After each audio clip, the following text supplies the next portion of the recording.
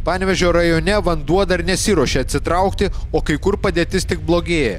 Ypatingai sudėtinga situacija šalia Bernatonių. Čia užlietus kelius prižiūri Panevėžio rajono policijos ekipažai. Skęsta dauguma sodybų ir kolektyvinių sodų, nes čia yra dviejų upių – Sandžylos ir Levens santaka. Šiandien kovai su potviniu šioje Panevėžio rajono dalyje buvo pasitelktos ne tik ugniagesių, bet ir kariuomenės pajėgos. Karaliaus Mindaugo motorizuoto pėstininkų bataliono kareiviai sunkvežimiais buvo atvežti į šalia Bernatonių esantį karjerą. Ten pripylusi maišų smėlio, visa kolona pajudėjo link kolektyvinių sodų, kurie yra įsikūrę šalia Sandžylos upės.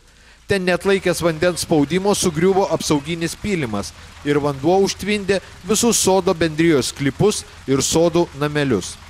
Na, šiuo metu iš tikrųjų vyksta dvi operacijos, Lietuvos kariuomenė vykdo dvi operacijas. Tai vieną jūs dabar matote, tai yra išplautas pylimas ir kariai bando tą pylimą uždėti smėlio maišais, sustabdyti vandens tėkmę.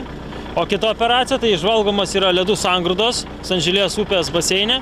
Iš tikrųjų, žvalgyba vykdoma nuo žemupio aukštupio link, ieškomos vietos, kur galima būtų vykdyti sprogdinimo darbus.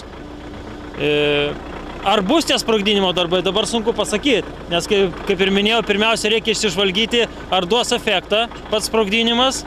Ir antras dalykas, ar įmanoma fiziškai ir techniškai tai padaryti, ar įmanoma prieiti, padėti užtaisą ir visa kita. Tai tik tai paaiškėjus po žvalgybos, reiškia paaiškėjus tiem duomenim, bus priimti sprendimai sprogdinti arba nesprogdinti.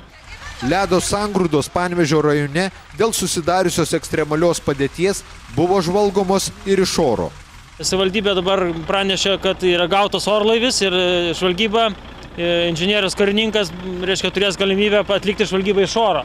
Tai tada galima bus pamatyti, kiek dar tų sangrūdų yra ir kiek Levens upėje yra ir kiek Sandžylės upėje yra. Ir tada, jeigu pavyktų, tie sprogdinimo darbai jie būtų įmanomi ir pavyktų, tai tikėtina, kad vandens lygis kristų ir tokių incidentų toliau nebebūtų.